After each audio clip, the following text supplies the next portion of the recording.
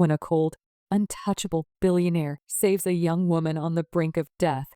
No one expects the price of his mercy and the shocking path it sets for both their lives.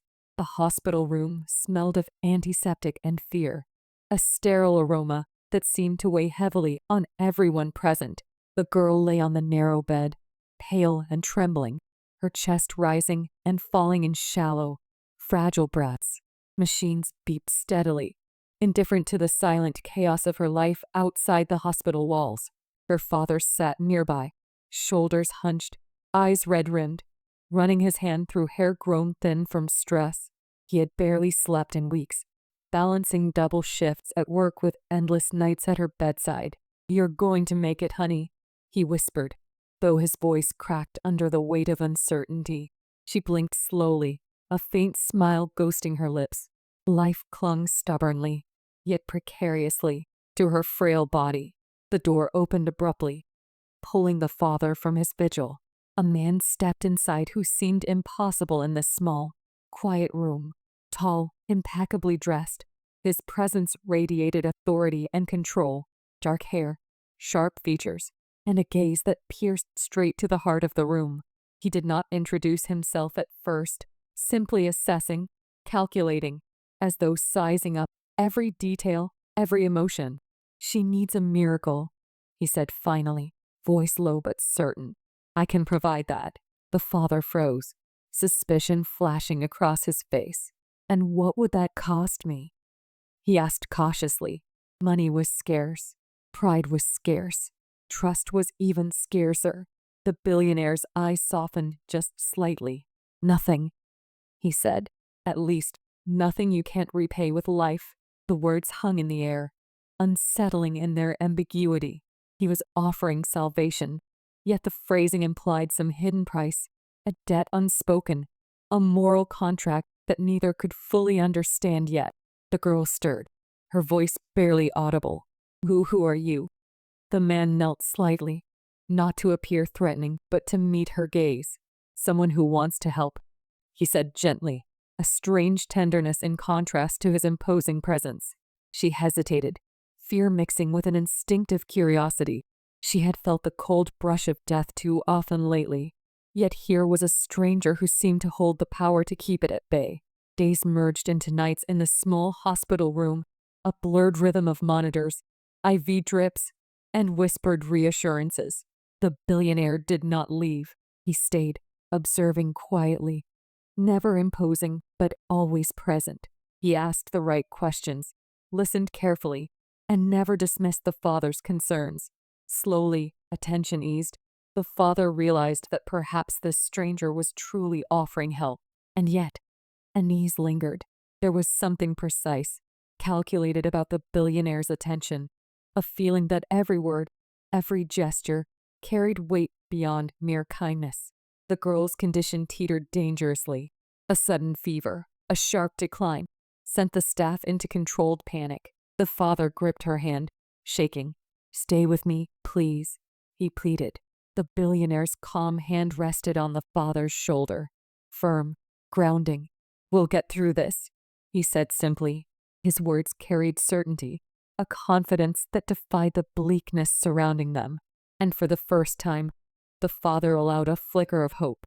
The surgery was scheduled at dawn. The father sat outside the sterile, cold operating room, unable to enter, his hands clenched in his lap.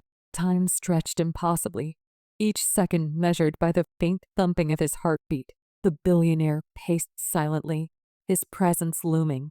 "She'll survive," he said, not as a promise but as fact. And though the father wanted to believe, the uncertainty gnawed at him.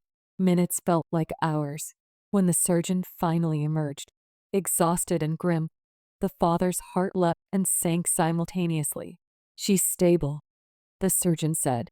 Relief collided with lingering fear. But it was close. The father barely registered the words, his mind overwhelmed with gratitude and exhaustion. He turned toward the billionaire, who stood quietly, face unreadable.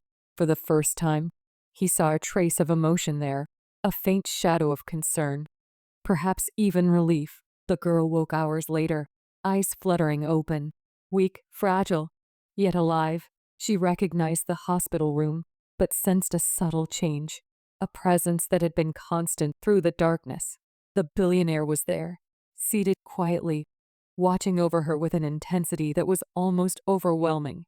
"You're awake," he said softly. Her lips parted in a small, uncertain smile. She wanted to ask questions, but the strength to speak failed her. He didn't rush her. He simply remained, a silent guardian in the quiet aftermath of trauma. Over the following days, subtle bonds began to form. The billionaire's methods were unusual. He did not command. He did not coerce. He observed, guided, and intervened in precise moments. There were no grand speeches, no overt displays of wealth or power, only a steady presence that felt both comforting and terrifying. The father watched warily, torn between gratitude and suspicion. How much did they owe this man who had defied all odds to save his daughter? And what did he truly want in return? The girl, recovering slowly, began to recognize the depth of her dependence. Simple movements exhausted her. Every breath reminded her of fragility. Yet, in the billionaire's presence, a strange sense of safety took hold. He seemed to understand her limits instinctively, offering support without overstepping. "You're stronger than you think," he said one afternoon, helping her sit upright. She felt the weight of those words, both reassurance and challenge, pressing into her consciousness. She wanted to ask why he cared, what had drawn him here. But fear and curiosity tangled together, leaving her silent. Evenings became a time of quiet observation. The father would leave briefly to gather food or rest, leaving her with the billionaire, who never tried to force conversation, but was always ready if she needed to speak. "Do you think I can really get better?" she asked one night, voice barely above a whisper. "You already are," he replied, his tone steady. No promises, no exaggeration, only a simple assertion that carried more weight than she could articulate. It was not comfort in the naive sense, but a grounding truth in a world where everything had seemed so fragile. The chapter closed with a night of storming rain, the sound against the hospital windows echoing the tension and uncertainty within. She slept fitfully, the father at her side, and the billionaire in the quiet corner, a sentinel of both salvation and enigma. Outside, the world continued, unaware of the fragile lives inside the hospital, unaware of the debt of trust and the questions yet to come. Inside, hope had been kindled, dangerous yet precious, and no one could foresee the price it might demand. The girl's first moments outside the haze of the hospital were tentative, measured, and filled with a mixture of awe and fear. The billionaire had arranged for her recovery in a private, immaculate suite, the kind of place she had only glimpsed on screens or heard of in whispers, an impossible contrast to the cramped hospital room she had known. Sunlight streamed through floor-to-ceiling windows, bathing the room in a warmth that felt alien yet comforting. She clutched the blanket around her shoulders, hesitant to trust the softness of her new surroundings, hesitant to trust the man who had brought her here. "Take your time," the billionaire said quietly, his presence calm but commanding. He did not push, did not lecture, only observed her cautious movements. His eyes, dark and unreadable, seemed to weigh both her fear and her fragile hope, as though he were measuring her for something far beyond simple recovery. The girl flinched slightly, unsure whether to resent him or lean on him for guidance. Her father paced nervously outside, the tension in his shoulders taut and palpable. He had insisted on seeing her only briefly after discharge, fearing the billionaire's influence, yet powerless to deny the relief flooding through him. When she finally opened the door, he caught sight of her and paused, speechless. She was alive, yes, but transformed by the care, attention, and the unspoken power of the man who had saved her. Tears pricked his eyes as he ran to her, gripping her hands with a fervor born of equal parts joy and fear. "I don't know how to thank him," the father admitted later, his voice strained with fatigue and awe. The billionaire, seated silently nearby, did not immediately respond. "You don't need to," he finally said. The words were simple, but carried a weight neither of them fully understood. There was gratitude, yes, but also a subtle reminder that debts could be paid in ways beyond money or favor. Recovery was slow, as the girl had feared. Simple movements left her breathless. Small triumphs were tinged with fear of relapse. Yet the billionaire's presence made each step bearable. He guided her carefully, always observant, never intrusive. "You're stronger than you realize," he told her one afternoon as she struggled to walk unassisted. She looked at him, hesitant, and saw in his eyes a flicker of something unfamiliar. Concern, perhaps, or something deeper, something unspoken. Conversations between them were rare at first, measured and cautious. She asked questions about him, probing gently into a life he clearly guarded. "Why help me?" she finally asked, voice trembling with curiosity and fear. He did not answer immediately. Instead, he watched her, as though weighing her motives as carefully as she weighed his. "Because you needed it," he said finally, a statement both simple and complex. "And because I could." The girl felt the ambiguity of his words, sensing there was more beneath the surface, a cost she could not yet name.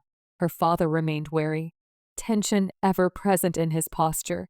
He had grown to trust the billionaire's medical interventions, but could not shake the sense of unease about the man's intentions.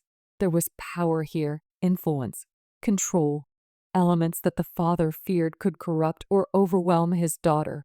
Yet each time he voiced concern, the billionaire responded with calm, precise assurances, never dismissive, never patronizing.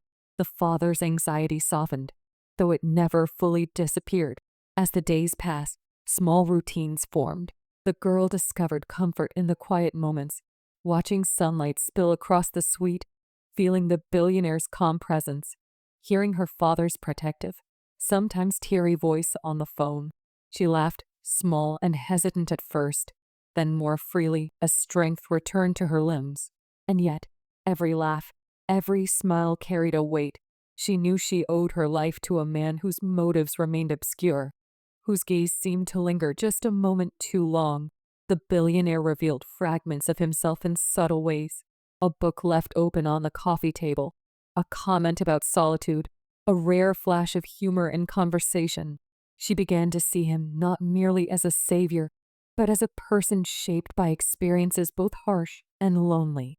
His confidence was unshakable, yet she sensed vulnerability lurking beneath, small fissures that humanized his otherwise commanding presence. Her curiosity grew alongside her physical strength, a pull toward understanding the man who had entered their lives so suddenly and irrevocably. External pressures intruded. News of her miraculous survival drew unwanted attention. Whispers of her miraculous recovery spreading through social circles and media outlets. Friends and acquaintances from her past surfaced, curious, eager to see her and understand her sudden change. Each encounter reminded her of the life she had left behind, a world of normalcy and ordinary struggles that now seemed distant and fragile. The billionaire remained a silent anchor, guiding her through these intrusions, shielding her with a presence that was both protective and unsettling. Then came subtle tests, small requests from the billionaire, moral and personal, designed to gauge her reactions. Nothing overtly cruel, yet each task carried an emotional weight, pushing her boundaries and forcing her to navigate a complex web of dependence, trust, and fear. She realized that every word, every movement, every choice had consequences, and that her life, saved in a moment of crisis, had become intertwined with the intentions of a man whose power was absolute. Her father noticed the shift. He approached the billionaire one evening, tone wary but measured. "She's young. You must understand how much influence you hold over her." The billionaire's expression softened, a shadow of regret or understanding crossing his face. "I do," he replied quietly, "and I will not abuse it. But you must also understand she is stronger than you realize, and stronger than even she believes." The words, both reassurance and warning, left the father unsettled yet strangely hopeful. The chapter closed on a quiet evening, the girl sitting by the window, watching city lights flicker in the distance.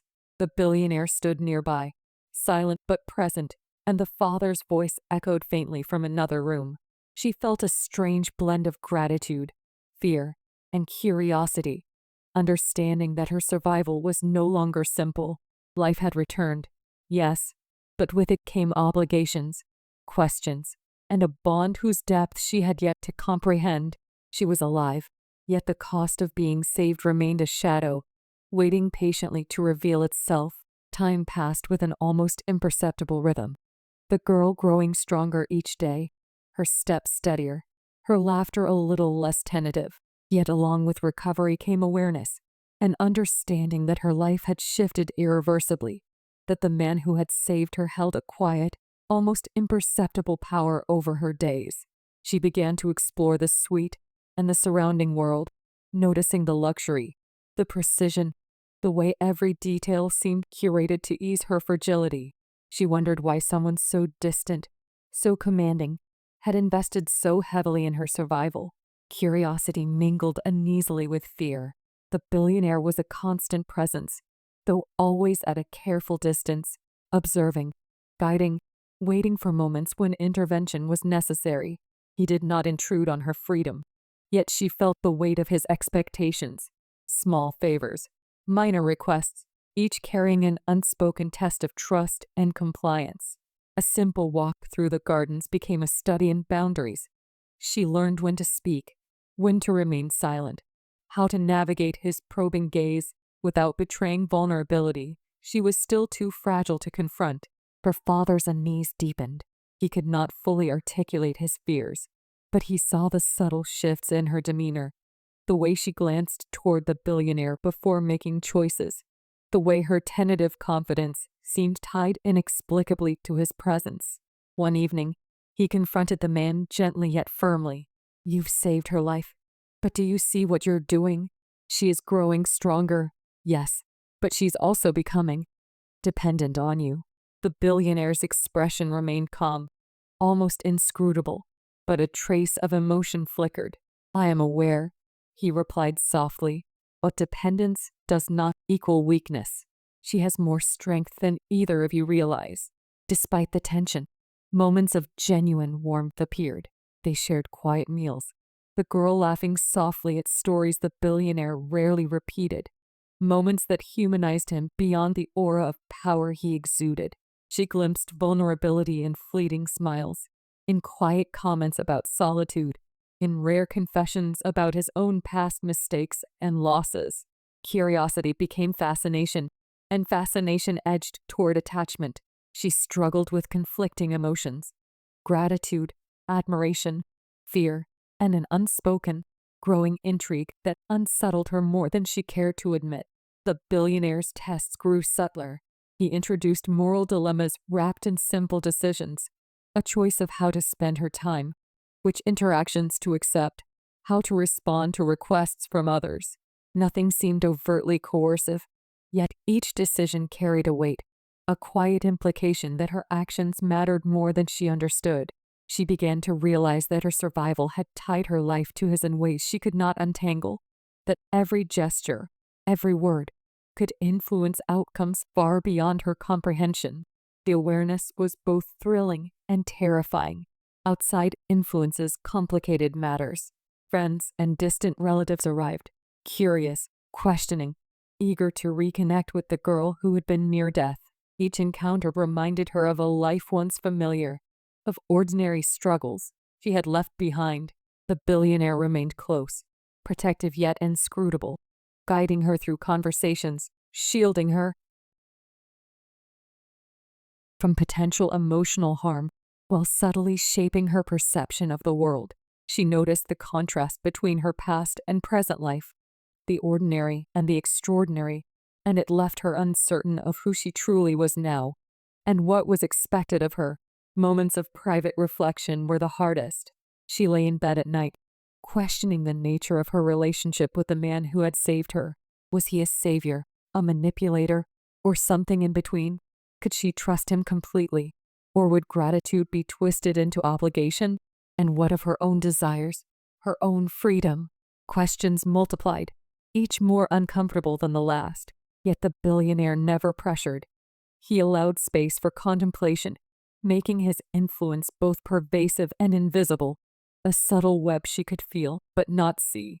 Her father's tension reached a peak when he noticed small changes in her behavior: hesitation before speaking, careful observation of the billionaire's reactions, an almost imperceptible submission in moments of uncertainty. He confronted her one evening, voice trembling with emotion. "You've grown, yes, but not entirely on your own. Look at how much you wait for him, even in small things." The girl looked away, torn between defiance and understanding. I know," she admitted softly, "but I also feel safer, somehow. I don't know why." Her confession echoed unspoken truths.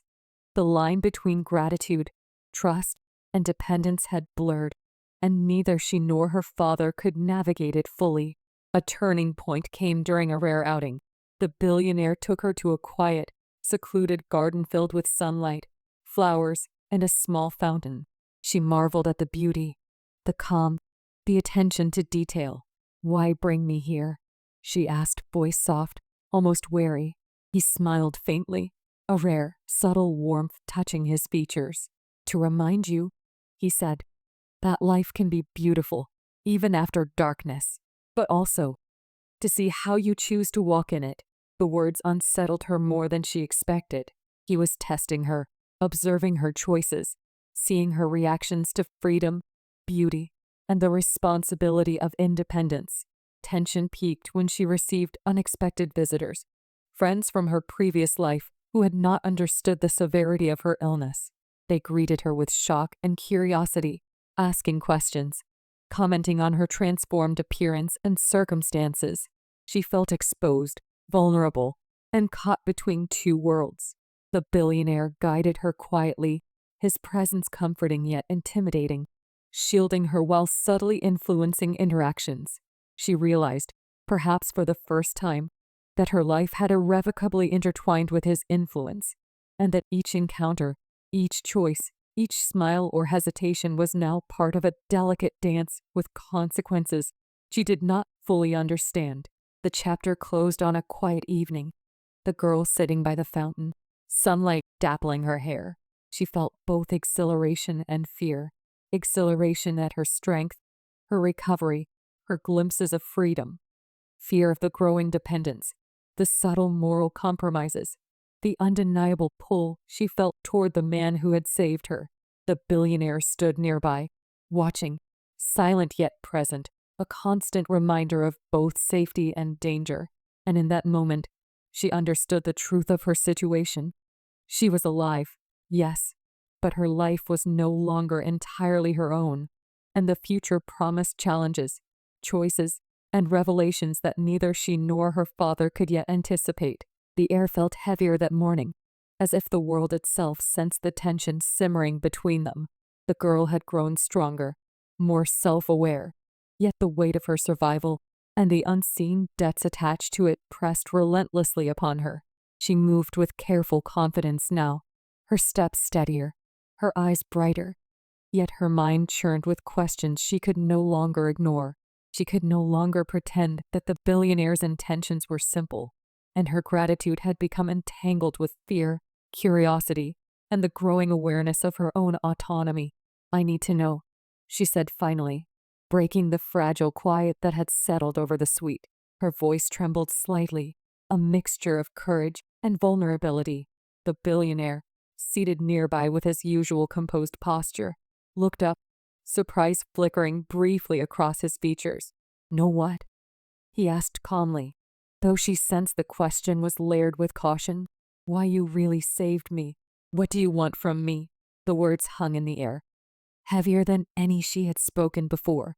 She saw a shadow pass across his face, an emotion she could not name, somewhere between regret, guilt, and an almost imperceptible vulnerability. He leaned back, eyes distant, as if recalling something buried deep within himself. "I saved you because it was necessary, and because I could not watch you die," he admitted finally, voice steady but softer than usual. "But you must understand that saving a life is never without consequence. Lives are interwoven, and mine became bound to yours the moment I acted." Her heart pounded, the mixture of relief and fear crashing over her. She felt a strange power in the confrontation, a release of tension she had carried silently for weeks. "Bound to me," she repeated, unsure whether to recoil or lean into the truth of his words. "What does that mean? I didn't ask for any of this." His gaze softened, a quiet acknowledgement of her struggle. "No," he said, "you didn't. But life does not always wait for consent, and sometimes gratitude comes with obligations we never expected." Her father entered the room abruptly, sensing the shift in the atmosphere, the tension coiling like a live wire between them. "I've warned you," he said sharply, voice thick with emotion. "She's young. You can't manipulate her, no matter how kind your intentions seem. You've saved her, yes, but that doesn't give you the right to control her life." The billionaire stood slowly, calm but commanding, the very embodiment of power. "I never sought control," he said, eyes locking with the father's. "But truth must be faced.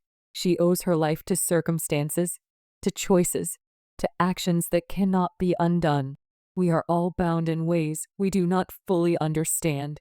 The girl, seated between them, felt a surge of determination. She had grown strong, she had survived, and she would no longer be a passive participant in her own story. "I am alive," she said firmly, voice gaining strength with each word, "and I am grateful, but I will not be bound by fear, by obligation, or by anyone's shadow. No matter who saved me, I need to make my own choices, for myself." The billionaire's expression softened, a mixture of respect and sadness. He had anticipated her courage, yet witnessing it firsthand was something different entirely, a revelation of her resilience, her autonomy, her humanity. The tension between gratitude and autonomy continued to pulse. The father, initially defensive and angry, softened gradually as he witnessed her determination, the way she had learned to navigate both vulnerability and power. "I think you're right," he admitted, voice quieter now. "She needs to stand on her own. But you, be careful. Don't push too far. Don't cross the line." The billionaire inclined his head slightly, a silent acknowledgement of boundaries now clearly drawn, a recognition that influence must respect autonomy if it was to remain moral. They spent the afternoon in conversation, each exploring the truths they had long avoided. The girl spoke openly about fear, gratitude, and her growing understanding of personal responsibility. The billionaire shared fragments of his past, losses, regrets, loneliness, revealing why he had acted as he did, why saving her had stirred something profound within him. Dialogue wove through the room like threads, connecting past, present, and possible future, binding them with honesty rather than obligation. For the first time, trust became something freely given rather than enforced. Yet the journey was far from simple. External pressures persisted, curious acquaintances, family members with questions, and the subtle scrutiny of a world that watched with fascination the girl's miraculous recovery. Each encounter was a test, not of morality, but of strength, resilience, and independence. The girl began to navigate these moments with courage, guided by instinct, by lessons learned during her recovery, and by the quiet support of the man who had once been her savior. She learned to assert herself, to speak clearly, and to act decisively, all while retaining the humanity that made her who she was. As evening fell, a quiet reconciliation emerged. The billionaire, once a figure of looming authority and subtle manipulation, became a human presence she could acknowledge without fear.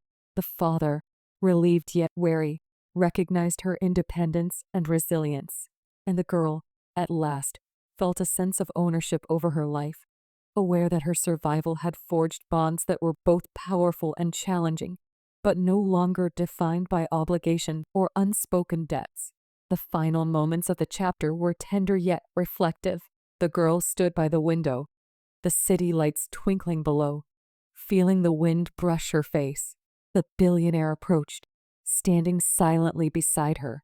No words were needed, only presence, only acknowledgement.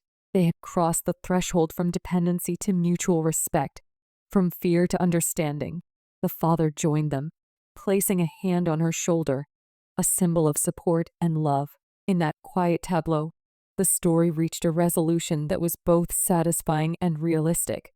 Life had been saved, lessons had been learned, trust had been earned, and independence reclaimed.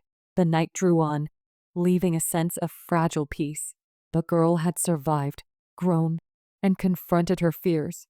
The billionaire had revealed his humanity, accepting responsibility for past actions while respecting the choices of others. And the father had found relief, recognition, and renewed faith in his daughter's strength. The story closed not with grand declarations or tidy endings, but with a quiet acknowledgement that life is complex, relationships are nuanced, and gratitude, power, and autonomy can coexist if navigated with honesty, courage, and compassion. In the end, the girl smiled, a small, steady smile that carried the weight of survival, freedom, and understanding.